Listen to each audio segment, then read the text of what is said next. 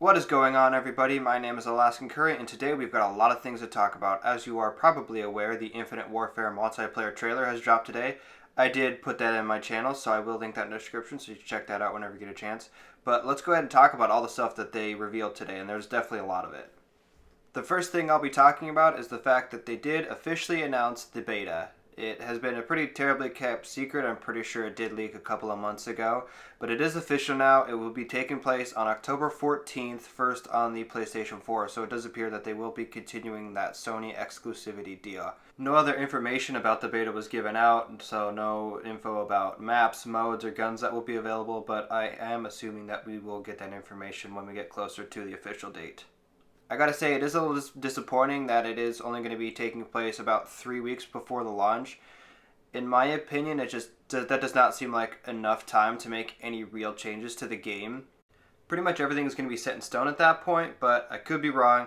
I'm still excited for it, and I'm just glad that we're getting a beta in the first place. I hope that this trend continues with future Call of Duties too, because I definitely believe that this is a really great idea. Alright, moving on. The next thing I will be talking about is this item called Combat Rigs, and if you have played Black Ops 3, this is going to be their version of the Specialist. There is about 6 different ones, they said, and each one gets what is called a payload and a trait. I like to think of those as an active ability and a passive ability. One example they gave was a payload called the Claw, which is a retractable gun. It is a rapid-fire spread shotgun that he pulls out, and it just mows people down. It can ricochet off walls, so it could kill enemies around corners, which was pretty cool.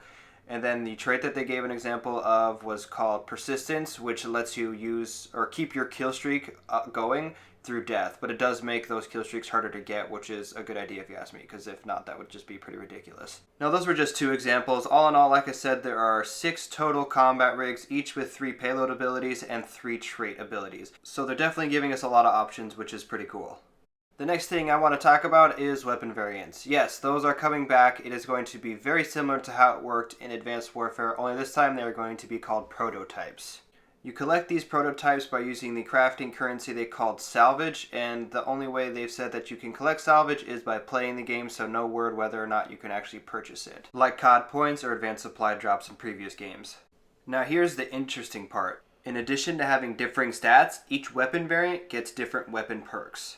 Now, they only gave one example. It was for a semi-auto sniper called the EBR 800. But that weapon had 4 different variants. The first one, which was just the common one, had a weapon perk called Stockpile, which just gave you extra ammo. The next one was the rare model, which had 2 weapon perks. The first one being called Jackpot, which gave you 10% extra points per kill. The next one being Readiness, which granted you faster reload speed. The legendary variant also had 2 perks. The first one being Stability, which just gave you better recoil control.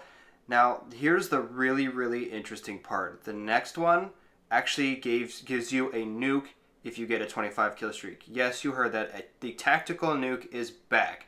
Now, that's all they said about it. They didn't say if it was game ending or not, so we're going to have a lot of questions about that when it comes closer to the game. And lastly, the Osiris model, which also has 2 perks. First one being called Hunter Killer, which marks enemies on the map when damaged, and then Sharpshooter, which gives you increased damage at range. And it sounds like every gun in this game is going to have weapon variants. They even specified secondaries. So that's all the information they've given us about weapon variants so far.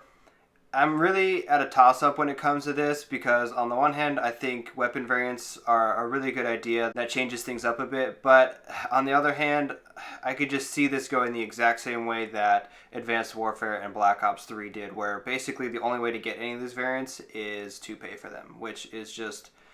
Nobody wants that, and they know that. All the fans just hate it, and so we'll see what happens. Alright, the last couple of things that I'll talk about before I get into my general thoughts and opinions of the trailer are Killstreaks and game modes. They showed a brief preview of 2 new Killstreaks, one called Thor, which is basically just a new version of the AC-130, which did look pretty cool, and then another one called the RC-8, which is this big robot that comes down, and he can be automated and just go around and kill everybody, or you can control him and kill everybody yourself, which did look kind of cool. One other thing to note about the kill streaks is the fact that it does appear that UAVs are back, so no more SATCOMs, which is awesome. And then lastly, game modes, nothing really new there. They did show one new game mode called Defender.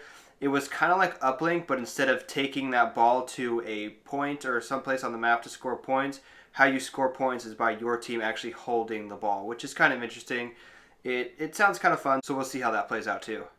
Alright, so what did I think about all this? I don't know, I was never on the hype train, but I was never on the hate train either. I am definitely on the camp that says that we should go back to boots on the ground, old school Call of Duty style, but I am not completely opposed to what we're getting right now. What it looks like to me is this game just basically looks like Ghost meets Black Ops 3. And the core gameplay of it being the Ghost part. And that's the part that concerns me the most. I still have a horrible taste in my mouth from Ghost. I even went back a month or two ago and tried playing it again, and it was terrible. So I'm still a little concerned on that part, but I'm definitely going to be giving it a try. We'll see how it turns out in the fall or even in the beta. But I'm holding out hope. I will be a Call of Duty player for a long time, but I'm holding out hope that this changes my opinion on some things. Alright, that's going to wrap it up for this video. Thank you for watching, and go ahead and leave a like and comment what you guys thought about the trailer if you watched it. And if you are new to the channel, subscribe. I would greatly appreciate that. I will catch you guys later.